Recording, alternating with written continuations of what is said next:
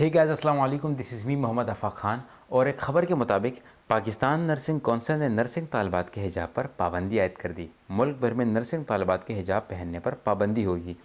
آج سے کچھ عرصہ پہلے اسی طرح حجاب کے اوپر ایک خبر آئی تھی جس میں یہ کہا گیا تھا کہ جو طالبہ حجاب پہن کر آئے گی اسے 5 نمبر زیادہ دیے جائیں گے. اور یہ وہی بات ہو گئی تھی جس طریقے سے بچپن میں کہا یہ جاتا تھا ہمیں ہمارے اسکول میں کہ اگر اچھے کپڑے پہن کر آؤ گے تو سال کے آخر میں کوئی سٹار ملے گا یا کوئی چھوٹا سا کوئی جو ہے نا انعام ملے گا. تو ہم پورے سال اس کے لیے ہمارے والدین صاف ستھرا کر کے بیچتے تھے، تو یہ ایک یونیفارم کا حصہ ہوتا تھا. اسی طریقے سے یہ بھی اسی کانٹیکسٹ میں کہا گیا تھا کہ اگر کوئی پورا یونیفارم پہن کر آئے گی یا کوئی طالبہ حجاب پہن کر آئے گی تو اسے 5 نمبر زیادہ دیے جائیں گے. اس میں بڑے بڑے لبرلز نے، سوشل ایکٹیوسٹ نے سوشل میڈیا کے اوپر کوہرام مچا دیا تھا اور احتجاج کر رہے تھے کہ اگر کسی مرد کو 5 نمبر چاہیے ہو تو وہ کیا کرے، وہ بھی حجاب پہن لے. کیا پتہ اگر کوئی طالبہ بہت اچھی ہو پڑھنے میں لیکن وہ حجاب نہ پہنتی ہو تو کیا مطلب اس کا ٹیلنٹ مار دیا جائے گا. لوگوں کے پاس ان کا حق ہونا چاہیے ان کی مرضی حجاب پہنے یا نہ پہنے. یہ 5 نمبر دینے والا کیا اصول ہے؟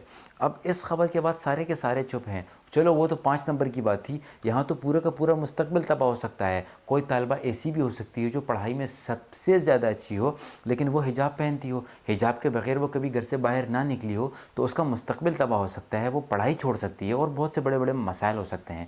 تو اب سارے کے سارے لوگ خاموش کیوں ہیں؟ اب لبرل خاموش کیوں ہیں؟ اب کوئی سوشل میڈیا پہ کیمپین کیوں نہیں دکھ رہی؟ اب اس بات سے پتنگڑ کیوں نہیں بنایا جا رہا؟ تو آپ لوگ ذرا غور کیجئے. یہ وہی لوگ ہیں جب فرانس میں برقعے پر پابندی لگی تو کہتے ہیں کہ فرانس کیوں جا رہے ہو؟ او بھائی برقعے بولتے ہیں.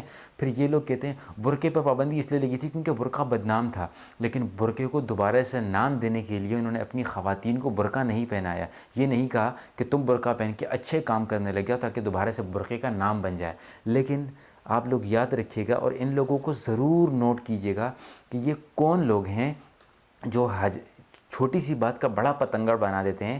جہاں اسلام بدنام ہوتا ہے، جہاں مولوی بدنام ہوتا ہے، جہاں کوئی اس طریقے کی چیز ہوتی ہے جس سے بدنامی ہوتی ہے، لیکن جہاں اصل حق کی بات ہوتی ہے تو وہاں یہ سارے کے سارے خاموش کیوں ہو جاتے ہیں اور ایسے خاموش ہو جاتے ہیں جس سے کبھی کچھ ہوا ہی نہ ہو.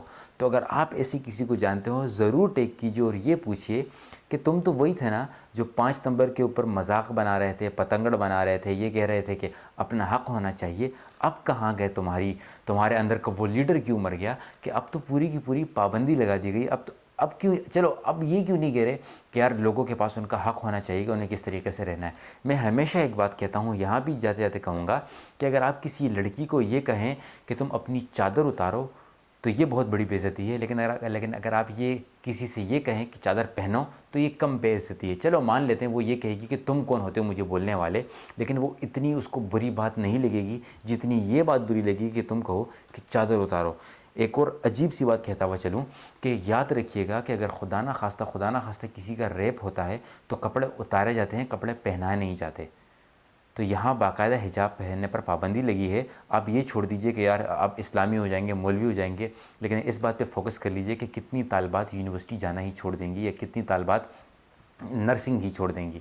تو اگر آپ میری بات سے ذرا سا بھی ایگری کرتے ہیں اور ذرا سی بھی آپ کے اندر منافقت نہیں ہے تو ضرور یہ ویڈیو ٹیگ کیجئے، لوگوں کے ساتھ شیئر کیجئے، لائک کیجئے. اور اگر آپ کو لگتا ہے کہ آپ میری بات سے ایگری کرتے ہیں اور کسی کو جانتے ہیں کہ اس تک یہ میسج پہنچے تو ضرور اس کو بھی ٹیگ کیجیے گا. رکھیے گا اپنا ڈھیر سارا خیال.